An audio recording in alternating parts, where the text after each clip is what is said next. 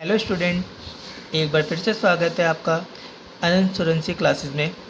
Student, आज हम class 11 की अकाउंट स्टार्ट करने जा रहे हैं। चैप्टर सेकंड है बेसिक अकाउंटिंग टर्म्स, जिनका हमारे प्रैक्टिकल चैप्टर में सबसे ज़्यादा यूज़ होता है और बच्चे प्रैक्टिकल चैप्टर्स को ज़्यादा ध्यान देते हैं, थ्योरी पे थोड़ा कम ध्यान देते हैं, बट पेपर के अंदर थ्योरी भी आती है, तो उसके लिए उन्हें चैप्टर नंबर सेकंड पे ज़्यादा फोकस करना है। तो चैप्टर सेकंड के अंदर मैंने आपको 3 टर्म्स समझानी है आज, एक प्रोप्राइटर, एक कैपिटल और एक ड्राइंग। सबसे पहले बात करते हैं हम प्रोप्राइटर कौन होता है।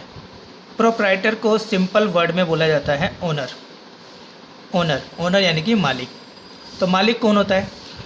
ओनर वो होता है जिसने बिजनेस स्टार्ट किया है, जो बिजनेस में पैसा लगा रहा है, इन्वेस्ट कर रहा है और जो बिज़नेस से रिलेटेड सारे रिस्क को बियर कर रहा है, वो हमारा प्रोप्राइटर यानी कि ओनर कहलाता है। तो ओनर कौन है? Who start the business, makes the investment and bear all the risk connected with the business. वो पर्सन जिसने बिजनेस स्टार्ट किया है, बिजनेस में पैसा लगाया है और जो बिजनेस से रिलेटेड सारे रिस्क को बियर कर रहा है, वो प्रोप्राइटर कहलाता है, वही ओनर कहलाता है। अगली टर्म है हमारी कैपिटल। तो कैपिटल क्या होती है? तो आपको यहाँ पर ओनर नज़र आ रहा है, आपको एक बिज़नेस नज़र आ रहा है जो कि गारमेंट्स का है। ओनर जो पैसा बिजनेस में इन्वेस्ट करता है, ओनर जो पैसा बिजनेस में लगाता है, वो कैपिटल कहलाती है। ओनर जो मनी इन्वेस्ट करता है बिजनेस के अंदर, वो कैपिटल कहलाती है। और ये कैपिटल बिजनेस की इंटरनल लायबिलिटीज़ होती है, ये आपको आगे पता लगेगा। तो कैपिटल क्या होता है? कैपिटल क्या होती है? It refer to the amount invested by the owner. कहाँ पर इन्वेस्ट हो रहा है? इन ए बिजनेस। कैपिटल को आप ओनर इक्विटी भी बोलते हैं, मालिक का पैसा, और इसे आप नेटवर्थ भी बोलते हैं।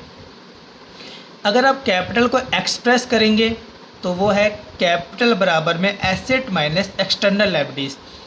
एक्सटर्नल लायबिलिटीज़ वो लायबिलिटीज़ होती है जो बिज़नेस ने बाहर के लोगों से पैसा लिया हुआ है, आउटसाइडर से पैसा लिया हुआ है, तो वो लायबिलिटीज़ एक्सटर्नल लायबिलिटीज़ कहलाती है। जो पैसा बिज़नेस बाहर के लोगों से, आउटसाइडर से लेता है, वो एक्सटर्नल लायबिलिटीज़ होती है, और जो पैसा बिज़नेस ओनर से लेता है वो इंटरनल लायबिलिटीज़ होती है। रीज़न, क्योंकि अकाउंट्स के अंदर हम एक कंसेप्ट पढ़ते हैं, बिजनेस एंटिटी कंसेप्ट। वो कंसेप्ट हमें ये बताता है कि बिजनेस अलग है और ओनर अलग है। और जब भी हम अकाउंटिंग करते हैं तो बिजनेस के पॉइंट ऑफ व्यू से करते हैं। जब भी हम अकाउंटिंग करते हैं तो बिजनेस के पॉइंट ऑफ व्यू से करते हैं। बिजनेस एंटिटी कंसेप्ट क्या होता है? बिजनेस एंटिटी कंसेप्ट क्या होता है, ये आपको चैप्टर नंबर 3 में पता लगेगा कि बिजनेस एंटिटी कंसेप्ट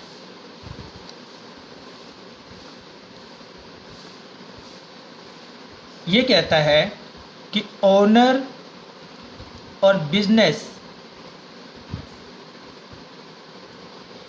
ये दोनों सेपरेट हैं, ये दोनों अलग अलग हैं।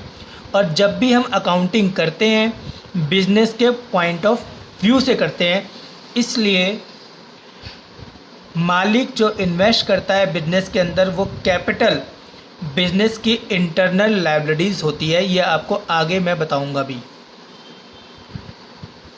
ड्राइंग्स क्या होती है?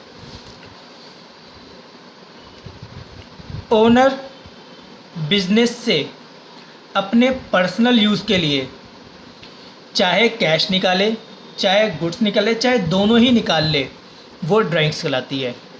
अपने निजी कामों के लिए अगर ओनर बिजनेस से कैश या गुड्स निकालता है तो वो ड्राइंग्स कहलाती है।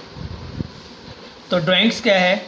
Drawings refer to any cash और value of goods withdrawn by the owner for personal use या प्राइवेट यूज़ या डोमेस्टिक यूज़ किसी भी पर्पज़ के लिए अगर ओनर बिजनेस से कैश या गुड्स निकालता है तो वो उसकी ड्राइंग्स कहलाती है।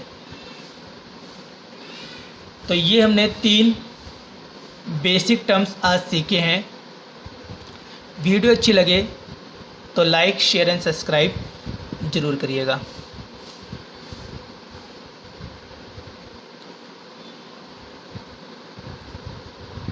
Thank you.